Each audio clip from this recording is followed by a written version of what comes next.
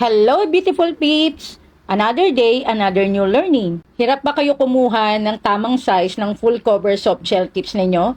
Lalo na sa thumb area, dito sa may corner sa taas, sa may bandang eponychium. Well, sakit na talaga ng thumb yan, ng size ng full cover tips. Gawin lang natin, ipa-file down lang natin. Straight po ang pag-file, straight lang.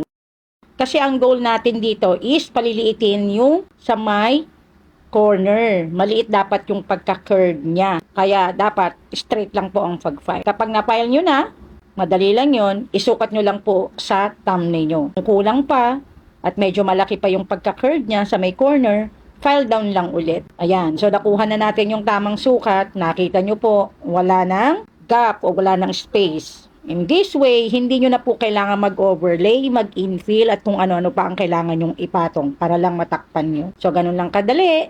Thank you for watching. Kung may natutunan, kindly comment, react, follow, and share. And I really appreciate it. Thank you so much. God bless you more.